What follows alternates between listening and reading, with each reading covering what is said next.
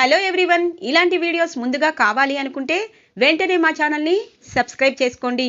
Upcoming రివ్యూలోకి వెళ్ళిపోదాం. రఘురామ్ రావడంతో జానకి కళ్యాణ్ ఆ పేదింటి జంటని పెళ్లి చేసి ఒకటి చేస్తారు. గుడిలో అంతా సందడి సందడిగా ఉంటుంది.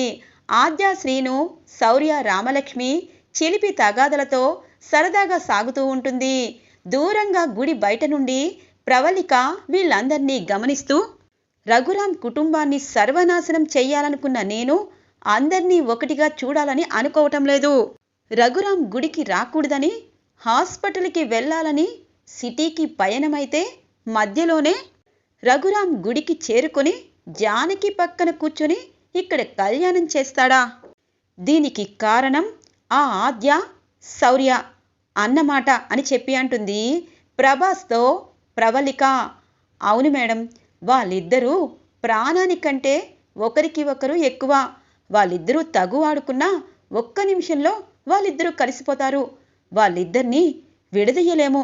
వాళ్ళిద్దరూ కలిసి వాళ్ళ అమ్మా నాన్నని కలిపేశారు. చూడండి ఎంత పెద్ద ప్లాన్ వేశారు. ఆ కొత్త జంటతో నాటకం ఆడించి రఘురామ్ని ఇక్కడికి రప్పించి అదిగో ఆ జానకి పక్కన కూర్చుని కళ్యాణం చేసేటట్టు చేశారు ఆ ఆద్య, రామలక్ష్మి.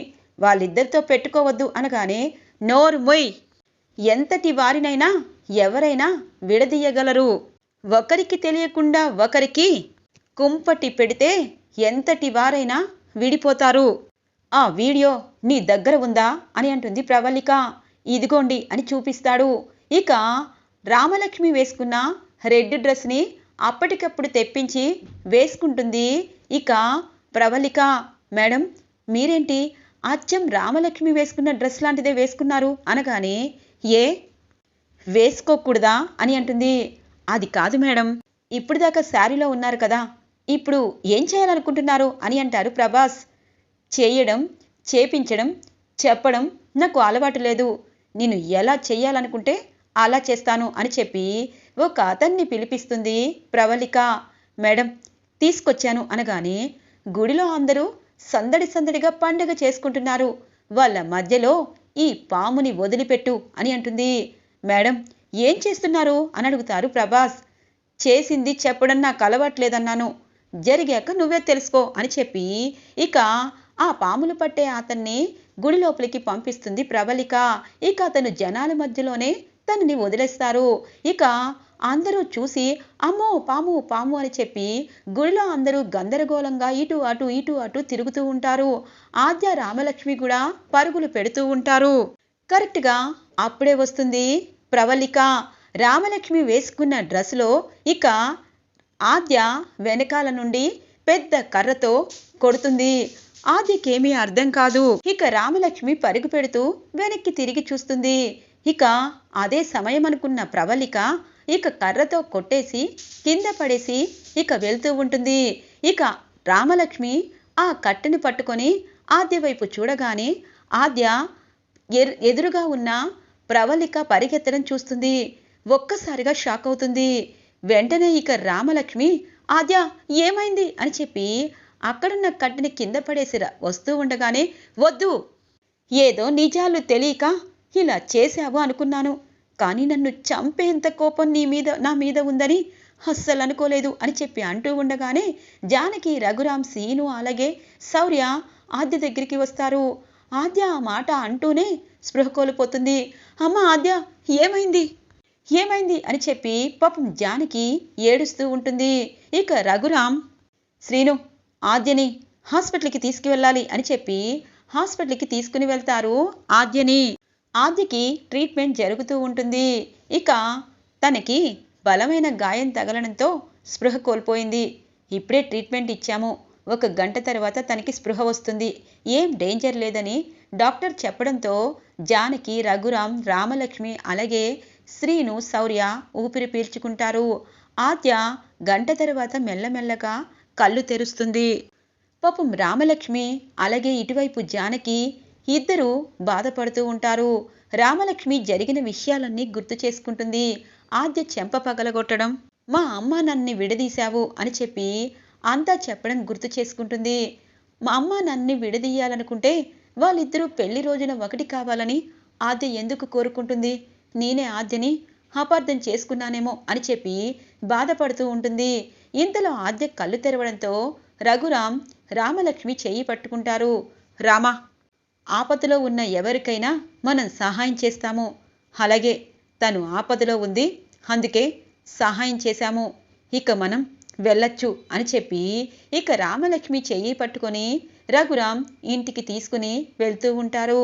ఇక శౌర్య అంటారు, శ్రీను, ఆద్య జాగ్రత్త, అత్తయ్య ఆద్య జాగ్రత్త అని చెప్పి శౌర్య కూడా వాళ్ళతో పాటు వెళ్ళిపోతారు.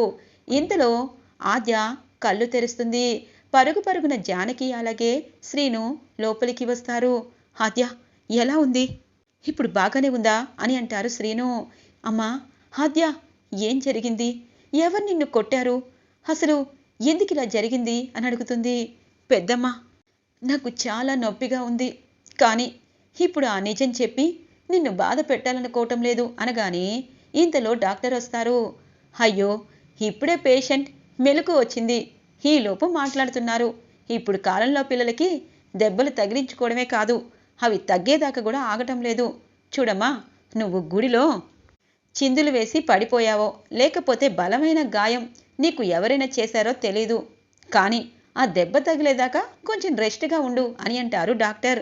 సరే డాక్టర్ అనగానే ఆద్యని మేము ఇంటికి తీసుకువెళ్ళొచ్చా డాక్టర్ అని అడుగుతారు శ్రీను. తీసుకువెళ్ళండి, కొంచెం రెస్ట్ ఇవ్వండి, అలాగే తనకి బ్రెడ్ పాలు మాత్రమే ఇవ్వండి, అన్నం మాత్రం పెట్టద్దు, తలకి దెబ్బ తగిలింది కాబట్టి వామిటింగ్స్ అలాంటివి రాకూడదు అని చెప్తారు డాక్టర్.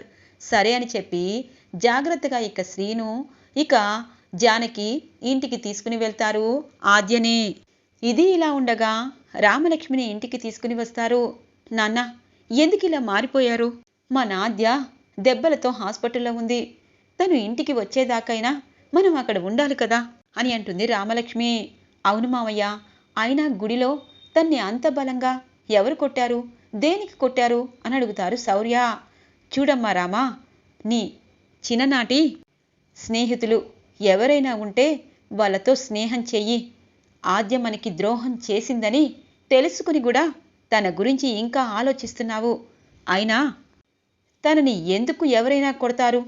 తానే ఏదైనా చేసుకుందేమో అని అంటారు ఇక రఘురాం. నాన్న, పొరపాటు పడ్డాము. ఆద్య మనల్ని మోసం చేయాలని అనుకోవటం లేదు. అలా అనుకునేటట్టయితే నిన్ను అమ్మని కలపాలని ఎందుకు అనుకుంటుంది అనగానే, తను కలపడం ఏంటి? అక్కడ ప్రేమ జంట మా వల్ల ఏదైనా అవుతారని నేను గుడికి వచ్చాను అనగానే, లేదు నాన్న, మీరు గుడికి వచ్చారు, కానీ మిమ్మల్ని అమ్మని కలపాలని ఆద్య ప్లాన్ వేసింది. ఆ ప్రేమ జంటకి అలా చెప్పి మిమ్మల్ని గుడికి రప్పించింది. ఆద్యలో ప్రేమ కనిపించింది, మీ ఇద్దరినీ కలపాలని తన మనసులో కోరుకుంటుంది. అలాంటప్పుడు తను మనకెందుకు అన్యాయం చేస్తుంది అని అంటుంది రామలక్ష్మి. ఇక ఒక్కసారిగా పద్మావతి, పార్వతి, సుందరమ్మ షాక్ అవుతారు. బాగుందే, నీ ఫ్రెండ్ మీ అమ్మా నాన్నని కలిపిందని చెప్పి నువ్వు అనుకుంటున్నావు, అది నీ ఆస్తిని మీ అమ్మని లాక్కొని డ్రామాలు ఆడుతుంది, ఇలా మంచితనం ముసుగులోనే నట్టింట ముంచేసింది అని అంటుంది సుందరమ్మ. అవునే రామా, ఆ ఆద్య నా కొడుకుని లాక్కుంది, ఆ శ్రీను కనీసం ఈ ఇంటి వంక కూడా చూడటం లేదు అనగానే, రామలక్ష్మి, నేను నీ పిన్నిని, నీ మంచి కోసం నేను ఏదైనా చేస్తాను, నన్నే చంపాలని ప్లాన్ వేసింది, అక్కని పూర్తిగా మార్చేసింది, ఇప్పుడు కూడా కావాలనే మనకి దగ్గరవ్వాలని చెప్పి బావగారికి ఈ ప్లాన్ చేసి గుడికి రప్పించి తనకు దెబ్బ తగలాలని ప్లాన్ వేసి ఎవరితో కొట్టించుకొని మన దగ్గర కావాలనుకుంటుంది. మన దగ్గర ఏముందని ఇక లాక్కోవడానికి అని అంటుంది పార్వతి. పార్వతి, నోర్ముయ్. అన్నయ్య, ఏం జరిగింది అని అంటారు శివరాం. గుడిలో పెళ్లి అయ్యాక ఒక పాము వచ్చింది, ఇక దాన్ని చూసి అంతా భయపడిపోయారు, కానీ ఈలోపు జరగరానిది జరిగింది అని చెప్పి అంటారు రఘురాం. పాపం రామ మాత్రం బాధపడుతూ, నాన్న, ఒక్కొక్కసారి మనకు తెలియకుండానే మనం చెయ్యని పనులకి మనం బలైపోతాము, అలాగే అమ్మ ఆద్య బలయ్యారేమో అని చెప్పి వెళ్ళిపోతుంది రామలక్ష్మి.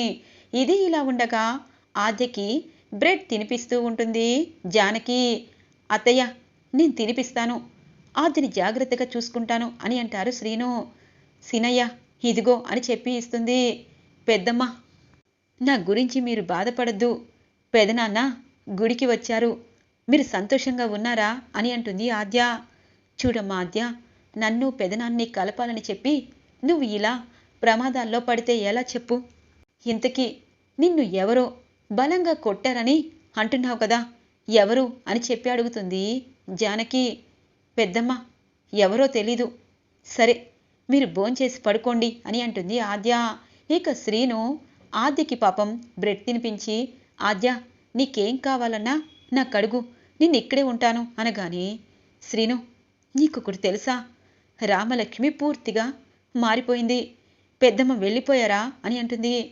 వెళ్ళిపోయారు. అవును, నీ మీద కోపంగా ఉన్నదల్లా ఇప్పుడు ప్రశాంతంగా ఉందేమో అని అంటారు శ్రీను. లేదు, ప్రశాంతంగా లేదు. తనకి నన్ను చంపేయాలంత కోపం ఉంది. నాకు వెనక నుండి ఇలా పెద్ద దెబ్బ కొట్టింది ఎవరో కాదు, రామానే అనగానే ఒక్కసారిగా శ్రీను షాక్ అయిపోతారు. ఆద్య, నువ్వు చెప్తున్నది నిజమా? లేదు అని అంటారు. చూడు శ్రీను, నేను రామ మీద అబద్ధం చెప్పాల్సిన అవసరం లేదు. తనకి నా మీద పగ ఉంది. పెద్దమ్మ పెదనాన్ని విడదీశానన్న కోపం ఉంది. అందుకే అందుకే నన్ను కొట్టింది. కొడితే కొట్టింది, చంపేస్తే సరిపోయేదేమో అని అంటుంది ఆద్య. ఆద్య, నువ్వు తప్పుగా అర్థం చేసుకుంటున్నావు. రామ అలా కాదు, ఏదో కోపంగా ఉండింది కానీ అలాంటిది కాదు అనగానే, ఎర్ర డ్రెస్ వేసుకున్న ఆమె నాకు తలపై బలంగా కొట్టింది. అక్కడున్న వాళ్ళు కూడా అదే చెప్పారు. అక్కడ ఉన్న వాళ్ళలో ఎర్ర డ్రెస్సు ఎవరేసుకున్నారు శ్రీను అని అంటుంది. ఒక్కసారిగా శౌర్య షాక్ అవుతారు. అవును, అక్కడ ఉన్నవాళ్ళు ఎర్ర డ్రెస్ వేసుకున్న ఆమె తన్ని కొట్టి పరిగెత్తి వెళ్ళిపోయిందని చెప్పారు. రామలక్ష్మిని ఆ పని చేసింది. కానీ రామ ఇలా చేస్తుందా? ఆద్య నేను నమ్మలేకపోతున్నాను అనగానే, శ్రీను నువ్వు నమ్మలేకపోతున్నావు, నేను కూడా నమ్మలేకే పెద్దమ్మకి చెప్పలేదు. కానీ ఒకటి మాత్రం నిజం, రామాకి ఏం కావాలో అడుగు సీను, అదంతా ఇచ్చేసి మనం సిటీకి వెళ్ళిపోదాము అని అంటుంది. ఆద్య, నువ్వు ఏ నిర్ణయం తీసుకోవద్దు. రామలక్ష్మి ఇలా చేసిందంటే నమ్మలేకపోతున్నాను. రామాని నేను అడుగుతాను అని అంటారు శ్రీను. వద్దు శ్రీను, వద్దు. తను తప్పు చేసింది, ఆ తప్పుని నేను సరిదిద్దాలి అంతే అని అంటుంది ఆద్య. చూడు ఆద్య, తప్పు చేస్తే చిన్నపిల్లల్ని వదిలేస్తే ఈరోజు నీ తలపైన బలంగా కొట్టింది రామ. రేపొద్దున ఎవరినో మనిషిని పెట్టి నిన్ను చంపిస్తుంది. నువ్వు ఏం తప్పు చేశావని పెద్దమ్మ పెదనాన్ని కలపాలని ఎన్నో ప్లాన్లు వేశావు. అలాగే రామలక్ష్మి పెళ్లిలో మనం ఎంత కష్టపడినా రామలక్ష్మికి అవేమీ అర్థం కాలేదు. ఈరోజు నిన్ను చంపాలనే చూసింది. చూడు ఆద్య, మంచితనంతో మనం చేతులు మూసుకుంటే ఇలాగే ఉంటుంది. ఖచ్చితంగా రామాన్ని నిలదీస్తాను అని అంటారు శ్రీను. తప్పకుండా, కానీ ఇప్పుడు కాదు. ఈ విషయం పెద్దమ్మకి తెలిస్తే తట్టుకోలేదు అని అంటుంది ఆద్య. ఇది ఇలా ఉండగా ఇక ప్రవల్లిక ఆనందంగా నవ్వుకుంటూ ఉంటుంది.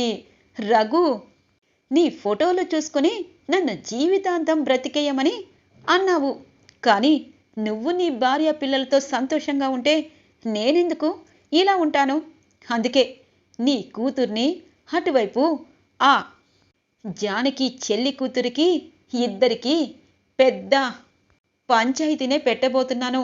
ఖచ్చితంగా 2 కుటుంబాలు బలంగా కొట్టుకుంటాయి.